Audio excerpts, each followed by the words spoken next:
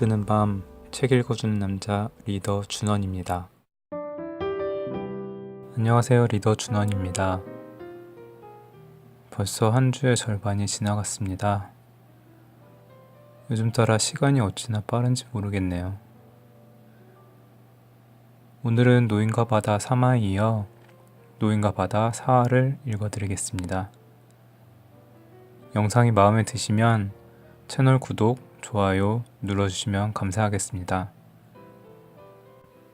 노인과 바다 4화.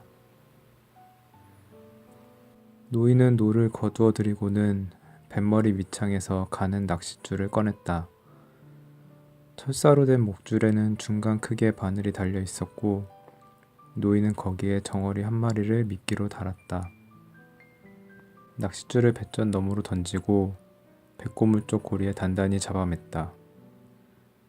그런 다음 또 다른 낚싯줄에 미끼를 달아 뱃머리 안쪽 그늘진 곳에 둘둘 말아 놓았다. 노인은 다시 노를 저으면서 날개가 긴 검은 새가 먹이를 쫓는 모습을 지켜보았다. 이제 새는 무리를 낮게 날고 있었다. 노인이 지켜보고 있자니 새는 날개를 비스듬히 기울여 다시 수면으로 내려왔다. 그러더니 날개를 거칠게 퍼덕이며 날치를 뒤쫓았지만 헛수고였다. 노인은 수면이 살짝 부풀어 오르는 것을 보았다.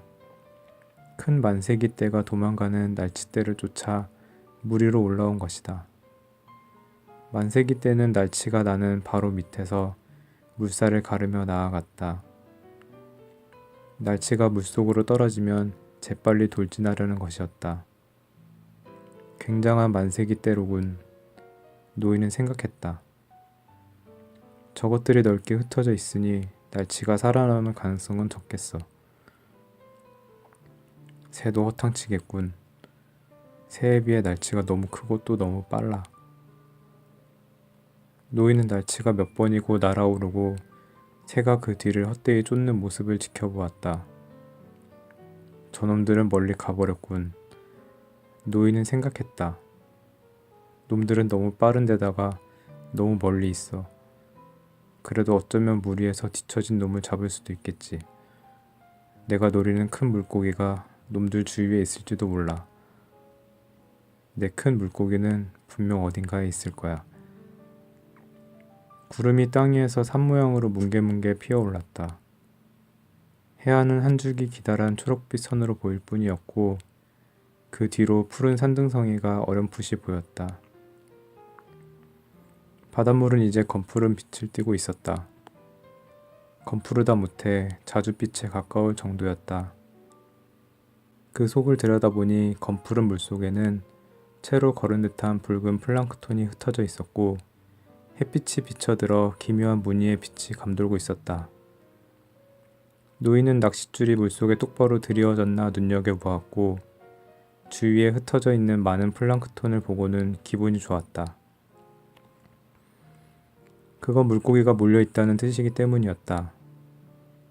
해가 높이 떠있는 지금 물속에 기묘한 빛이 어른거린다는 것은 날씨가 좋다는 징조였다. 그것은 육지 위에 피어오른 구름의 형태를 봐도 알 수 있었다. 새는 이제 거의 보이지 않았고 수면에는 햇빛에 발해 누렇게 된 해초가 군데군데 떠있을 뿐이었다. 그리고 뱃전 가까이에는 온전한 형태를 갖춘 보라색 고깔 해파리의 부레가 젤리처럼 떠서 무지개 빛을 반사하고 있었다. 해파리는 몸을 옆으로 젖혔다가 똑바로 세우곤 했다. 치명적인 독이 있는 보랏빛 촉수를 물속에 1m나 길게 늘어뜨리며 비눗방울처럼 가볍게 떠다녔다. 아구와 말라로군. 노인이 말했다. 갈보 같은 것. 노인은 노를 가볍게 저으며 물속을 들여다보았다. 촉수와 같은 색깔의 조그만 물고기들이 해파리 아래 생긴 작은 그늘에 무리지어 있거나 늘어진 촉수 사이에서 헤엄치고 있었다. 물고기들은 해파리 독에 대한 면역이 있었지만 사람은 그렇지 않다. 해파리가 낚싯줄에 눌러붙어 끈끈한 보랏빛 점액질을 남길 때면 고기잡이를 하던 노인은 손과 팔이 부을났고 따가웠다. 마치 담쟁이 덩굴이나 온나무 독이 오른 것 같았다. 그러나 아구아말라의 독은 더 빨리 번졌고 채찍을 맞은 것처럼 피부가 부풀어 올랐다. 비눗방울처럼 무지갯빛을 내는 해파리들은 아름다웠다. 그러나 이들은 가짜 같은 바다 생물체였으므로 노인은 큰 바다 거북이 해파리를 잡아먹는 모습을 보면 즐거웠다. 바다 거북은 해파리를 보면 정면으로 다가가 눈을 질끈 감고 몸은 등껍질 속에 완전히 숨긴 채 촉수까지 먹어치웠다. 노인은 바다 거북이 해파리를 먹는 모습을 구경하는 것이 흥미로웠다.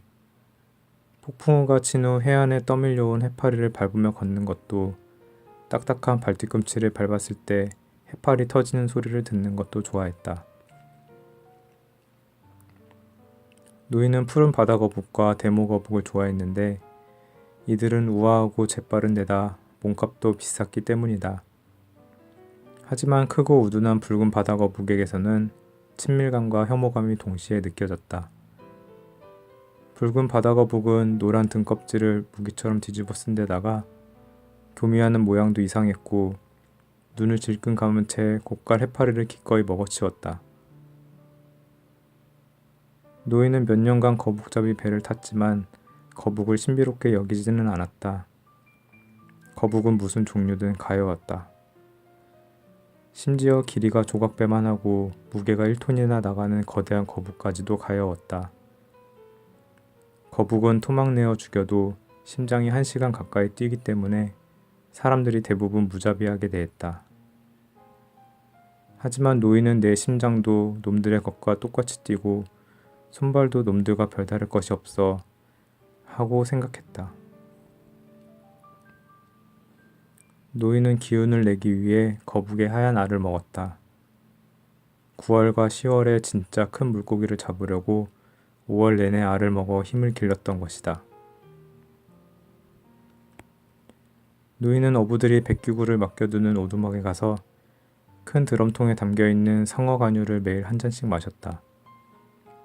간유는 어부 누구나 원하면 마실 수 있도록 두었지만 대다수가 간유 맛을 싫어했다. 그래도 그 맛은 아침 일찍 일어나야 하는 괴로움에 비하면 아무것도 아니었다. 게다가 감기나 독감을 물리치는데도 매우 좋았고 눈에도 좋았다. 노인이 하늘을 올려다보니 새가 다시 빙빙 돌고 있었다. 물고기를 찾았구나. 노인이 큰 소리로 말했다. 날치가 수면 위로 솟구친 것도 미끼고기가 흩어져 있는 것도 아니었다. 그런데 노인이 지켜보니 작은 다랑어가 허공으로 뛰어올랐다가 몸을 돌리고는 머리를 거꾸로 쳐박으며 물속으로 떨어졌다. 다랑어는 햇빛을 받자 은색으로 빛났고 한 마리가 물속에 떨어지자 다른 놈들이 연달아 뛰어올랐다. 그러더니 다랑어 떼가 사방에서 펄떡거리면서 물을 이리저리 휘젓고 다니며 미끼고기를 따라 멀리 뛰었다. 미끼고기 주위를 맴돌면서 돌진하는 것이었다. 놈들이 너무 빨리 가지만 않는다면 나도 쫓아가겠는데 하고 노인이 생각했다. 노인은 다랑어 떼가 하얀 물거품을 일으키는 모습이나 허둥지둥 수면으로 떠오른 미끼고기를 향해 새가 뛰어들며 주둥이를 담그는 모습을 지켜보았다. 새는 큰 도움이 된다니까. 노인은 말했다. 마침 그때 한번 감아서 밟고 있던 백고물 쪽 낚싯줄이 팽팽해졌다. 노인은 노를 내려놓고 낚싯줄을 꽉 잡아 끌어당기면서 줄을 물고 부르르 떠는 다랑어의 무게를 느꼈다. 줄을 당길수록 떨리는 힘이 강해졌다. 이윽고 물속에서 물고기의 푸른 등과 황금빛 옆구리가 보이자 노인은 물고기를 뱃전 쪽으로 휙 낚아채 안으로 끌어당겼다. 백고물 바닥에 떨어진 다랑어는 햇빛을 받으며 누워 있었다. 몸이 탄탄하고 총알처럼 생긴 다랑어는 흐리멍텅한 눈을 크게 뜬 채 미끈하고 날렵한 꼬리로 배 바닥 널빤지를 빠르게 두들겨대며 온 힘을 다해 퍼덕거렸다. 노인은 동정을 베풀려는 마음에 놈의 머리를 내리치고 발로 찼다. 그래도 다랑어는 죽지 않고 백고물의 그늘진 구석에서 떨고 있었다. 날개 다랑어로군. 노인이 크게 말했다. 좋은 미끼가 되겠어. 5kg은 나가겠는데? 노인은 자신이 언제부터 혼잣말을 하기 시작했는지 알 수 없었다. 예전에는 혼자 있을 때 노래를 부르곤 했다. 화로선이나 거북잡이 배에서 밤당번을 맡아 홀로 키를 잡을 때도 종종 노래를 불렀다. 혼잣말을 하기 시작한 것은 아마 소년이 배를 떠나고 나서부터인 듯했다. 하지만 확실히 기억나지는 않았다. 노인과 소년이 함께 고기 잡던 시절에는 보통 필요할 때에만 대화를 나누었다. 두 사람이 이야기를 주고받는 경우는 밤이 올 때나 폭풍으로 날씨가 나빠 오도 가도 못할 때였다. 바다에서는 쓸데없는 말을 하지 않는 것을 미덕으로 여겼고 노인도 이를 당연하게 생각했기 때문에 지켰다. 하지만 지금은 신경 쓸 사람이 없으므로 몇 번이고 자신의 생각을 소리내어 말했다. 남들이 내가 혼자 짓거리는 것을 들으면 미쳤다고 하겠지. 노인이 큰 소리로 말했다. 하지만 나는 미치지 않았으니 상관없어. 돈 많은 사람은 배에 라디오를 가져다 놓고 야구 중계나 이런저런 이야기를 듣겠지만 지금은 야구 생각을 할 때가 아니지. 노인은 생각했다. 지금은 한 가지만 생각할 때야. 내 평생 해온 고기잡이 말이야. 저 물고기떼 근처에 큰 물고기가 있을지 몰라. 나는 먹이를 먹다가 무리해서 뒤처진 다랑어 한 마리를 잡았을 뿐이야. 그런데 놈들은 멀리까지 빨리도 가고 있단 말이지. 오늘 수면에 나타난 것들은 모두 북동쪽으로 꽤 빠르게 이동하잖아. 그맘때가 된 건가? 아니면 내가 모르는 무슨 날씨의 징조인가? 이제 초록빛 해안선은 보이지 않고 푸른 산봉우리들이 마치 눈에 덮인 것처럼 하얗게 보일 뿐이었다. 그 위로 구름이 높이 솟은 설산의 봉우리처럼 피어올랐다. 바다는 어두컴컴했고 물속에 비쳐든 빛이 프리즘처럼 형형색색으로 반짝거렸다. 무수한 플랑크톤 무리도 내리쬐는 햇볕에 사라져버렸고 이제 노인의 눈에 보이는 것이라고는 푸른 바다 깊은 곳에서 반짝이는 형형색색의 빛과 1500m나 되는 물속으로 똑바로 들이은 낚싯줄 뿐이었다. 다랑어 떼는 다시 물러간 모양이었다. 어부들은 그런 종류의 물고기는 모두 다랑어라고 불렀는데 다랑어를 팔 때나 미끼고기와 맞바꿀 때에만 제대로 구별해서 불렀다. 햇살은 이제 뜨거워졌고 노인은 그 열기가 목덜미에 닿는 것을 느꼈다. 노를 저으니 땀방울이 등을 타고 흘러내렸다. 배를 그냥 흘러가게 둘까 하고 노인은 생각했다. 낚싯줄을 발가락에 감아두면 한숨 자도 깰 수 있잖아. 그래도 오늘은 85일째니 고기를 열심히 잡아야지. 바로 그 순간 낚싯줄을 지켜보던 노인은 수면에 나와있던 초록색 막대치 하나가 물속으로 쏙 들어가는 것을 보았다. 그래. 노인이 말했다. 그렇지. 노인은 배에 부딪히지 않도록 노를 거두어 들였다. 그리고 팔을 뻗어 오른손 엄지손가락과 집게손가락으로 낚싯줄을 살짝 잡았다. 잡아당기는 힘이나 무게는 느껴지지 않았지만 일단 줄을 가만히 잡고 있었다. 다시 느낌이 왔다. 이번에는 강하거나 무겁게 당기는 것이 아니라 살짝 건드리는 움직임을 느꼈다. 노인은 그 입지를 정확히 알아차렸다. 180m 아래에서 청새치가 낚싯바늘의 몸통과 끝부분에 둘둘 감싸놓은 정어리들을 맛보는 중인 것이다. 손으로 만든 바늘 중심에 끼워놓은 툭 튀어나와 있는 새끼 다랑어 머리를 말이다. 노인은 낚싯줄을 조심스럽게 잡고 왼손으로 막대치에 묶인 줄을 가만가만 풀어냈다. 이제 손가락으로 낚싯줄을 풀어서 물고기가 아무런 저항도 느끼지 못하게 할 수 있었다. 이렇게 멀리까지 나온 데다 지금은 9월이니 큰 놈이 걸렸겠지. 노인은 생각했다. 먹어라 물고기야. 어서 먹어. 제발 마음껏 먹으렴.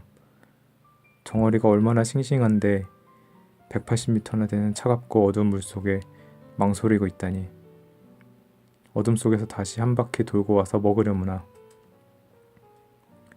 조심스럽고도 가볍게 당기더니 그 다음에는 더 세게 당기는 힘이 느껴졌다.